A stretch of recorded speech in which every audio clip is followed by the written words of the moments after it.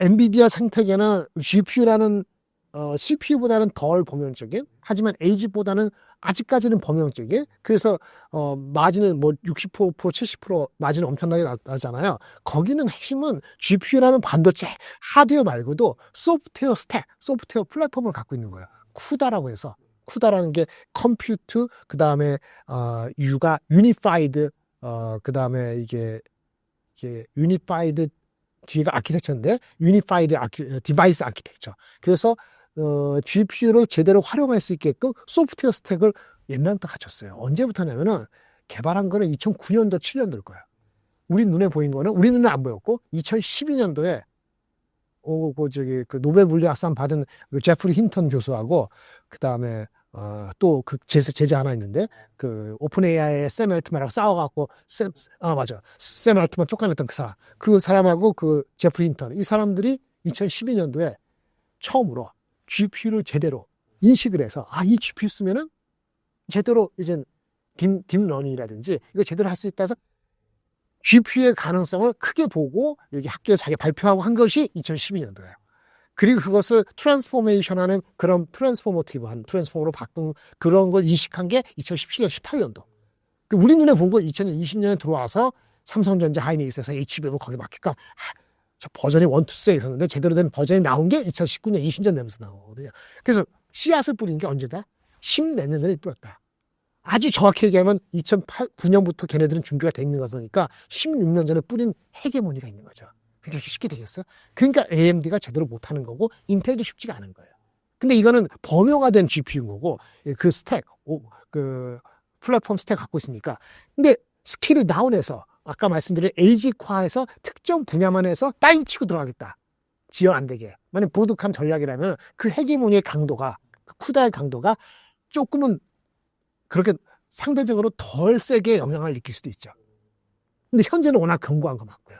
당분간 그거 흔들려서 AMD나 인텔이 엔비디아 그거를 해결을 어떻게 한다? 올해 내년은 이거는 불가능할 것 같고요. 근데 장기적으로 3, 4년 됐을 때 AG 시장이 GPU 일반 거보다 더 빨리 성장한다면은 상대적으로는 그거는 조금은 영향을 받을 수 있다. 이렇게 말씀을 드리겠습니다. 엔비디아는 앞으로 어떻게 될까요? 엔비디아 목표 주가가 한 150달러 정도 보통 될 겁니다. 많이들 170달러 보는데 150달러라는 것이 PER 40배 정도예요. 그러니까 40배 이상 안 가는 이유가 왜냐면은 과거 5년간 평균이 한 40배 초반인가 그래요. 근데 점점 시간이 지났잖아요. 성장률이 옛날처럼 그렇게 높지는 않을 거라는 생각이 들죠. 조금 느낌에. 그러니까 PER 40배 이상은 못 주는 거예요. 그래서 애널리스트 평균적으로 160, 170배 못 부릅니다. 현재 눈에 보이는 것이 2025년, 26년까지는 헤게모니가 그렇게 무너지지 않아. 근데 워낙 베이스가 낮아서 확 올라왔으니 성장률은 낮아질 거야. 이런 걱정 때문에 PER이 40배 못 넘으면 150달러죠. 따라서 한 분기 한 분기 실적 나오고 검증되면서 계단식으로 올라갈 거라고 합니다. 애널리스트 목표 주가는 타당성이 있습니다. 길게 봤을 때는 200불도 불가능하진 않습니다. 길게가 10년 이게 아니고 올해 내년 지나면서는 목표 주가 200불은 100불 후반대에서 200불은 충분히 더 한 단계 올라갈 수 있다고 보는 거는 올해 실적이 아니고 내년 걸 땡기면 되는데 한 가지 챌린지가 있습니다. 헤게모니가 아니고요. 여전히 얘네들 제품 중에서 GPU 중에서 뭐 블랙웰 들어보죠. 호포 블랙웰 그다음 하는데 생각보다 빨리 경쟁사를 떨치기 위해서 엄청나게 설계를 서둘렀어요. 그러다 보니까 서둘러 보니까 뭔가 문제가 있는 거야. 발열 문제, 무슨 문제.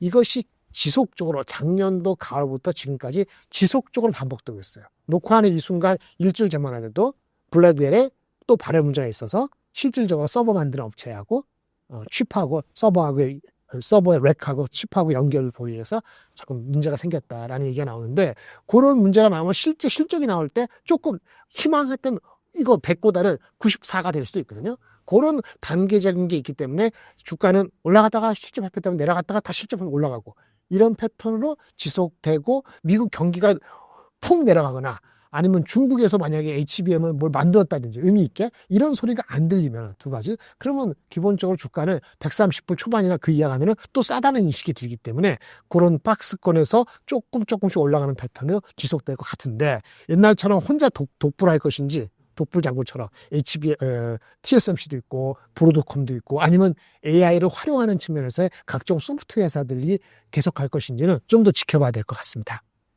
그러면 삼성전자도 엔비디아가 아닌 브로드컴에서 기회를 찾아볼 수 있지 않을까요? 그런 거 있죠. 그런 건 있는데, 왜냐면 아까 말한 엔비디아가 요구하는 스펙하고 브로드컴하고 요구하는 스펙, 브로드컴은 일단 하이닉스부터 들어가는데, 그거에 차이가 있을 거라는 생각이 들어요. 근데 거꾸로 해서 브로드컴이고 딴 데 들어간다 해서 엔비디아에 계속 거꾸로 들어갈 수 있냐? 이거는 상관이 없기 때문에, 그리고 아직까지 시장의 이쪽이 훨씬 80, 이거는 15니까, 그거를 대체할 건 아니죠. 하지만 그렇게 다양화될 수 있는, GPU나 AG의 시장이 다양화되는 것이 HBM을 요구를 한다는 것 자체는 좋은 거죠. 그건 나쁘지 않다고 볼 수 있겠습니다.